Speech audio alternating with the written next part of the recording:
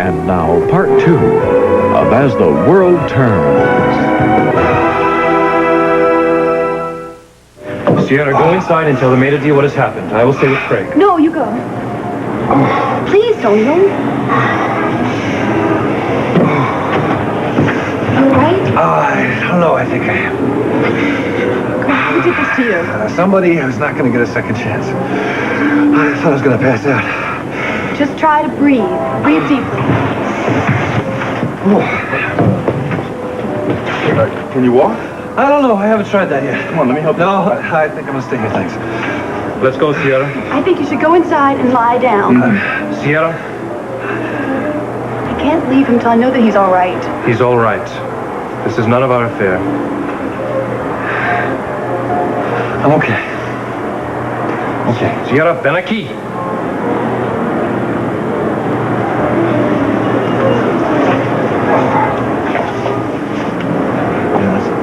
Hey, Tonio. Thanks for that talk.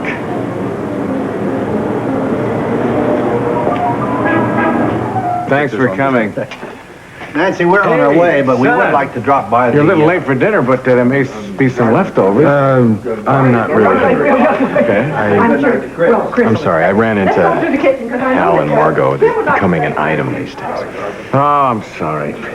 No, I'm sorry. You don't really need this right now. Did you get a chance to talk to Kim about what she's hiding? Yeah, I did. I mentioned it. She got very upset, so I didn't press it. Well, that stands to reason that if she's hiding something, she'd get upset.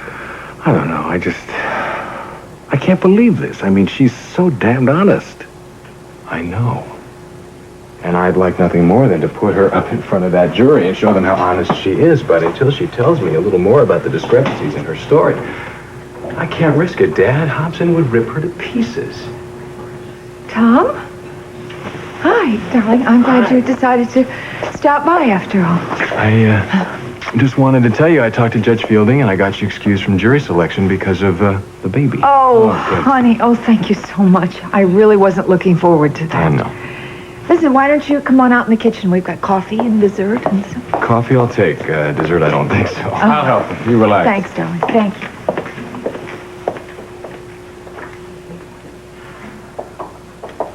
Well, Kim, we have to get going. Thanks for dinner. Honey, I'm so glad you came. Listen, is it my imagination or is there some kind of tension between you and Steve? Yeah, a little bit. It's my fault. I can't get into it all right now, but I'm keeping something from Steve, and I don't like it. Well, I hope it's nothing serious. Well, it's for his own good, actually, but he just doesn't see that right now. I'm going to tell him the truth just as soon as I know he can deal with it. Honey, don't wait too long. Keeping the truth from somebody you love is just the worst. When'd you find the time to do all this? When I was a catering fool in college. It's all in the prep work. Well, if you're as good at medicine as you are as cooking, you'll take Memorial by storm. That's what I'm shooting for. Of course, I may drive your father to the nut house in the meantime. You know, sometimes I get the feeling that he doesn't appreciate my good intentions. Oh, he'll come around. You have a way of catching people off guard. And I'll put in a good word for you. Thanks. You know, I'm really glad you came over tonight.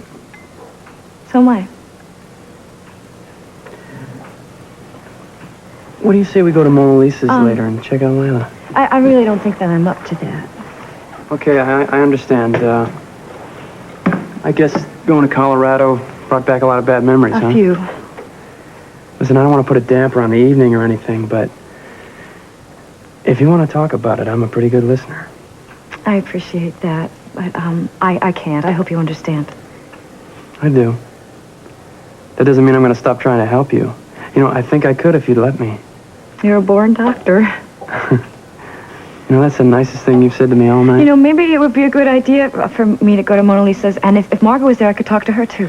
Well, like I said before, I don't know if that's such a hot idea, you know? It's just getting harder and harder for her. She's just drowning in advice. I know, but Lila thinks that I might be able to make her realize what she stands to lose because of... Because of what?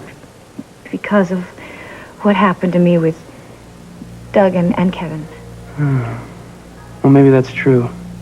You know, you certainly are determined, you know that? Well, I just want to help. If I can get through to Margo, somehow, I'll feel better. I don't know what happened to Tom and Margo, but whatever it was, it's not worth losing the love they had. Nothing's worth that. Oh, no more for me. I know when to stop. Well, it would seem an enterprising businesswoman like yourself would know when to take risks as well. Oh, I do. When I know what the odds are and what my returns are as well.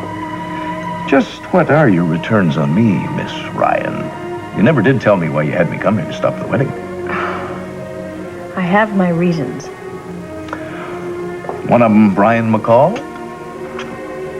Don't be ridiculous. Are you in love with him? I was, once. He was a fool to let you slip through his fingers. Oh, how well I know that he's a fool. Look who he ended up with. The delectable Shannon. Well, of course, women never see what men find attractive in their rivals. Rivals? That woman is not my rival. Since when did you become such an authority on the subject of women? Well, just turned 12, I think. Oh, and you've been conducting exhaustive research ever since. Oh, I'm a long way from exhausted. I find women constantly captivating. Particularly women like yourself. Women with secrets yet to be uncovered.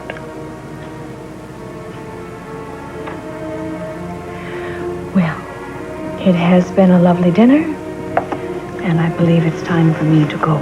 Oh, it's still early. Besides, I haven't learned nearly as much about you as I'd like.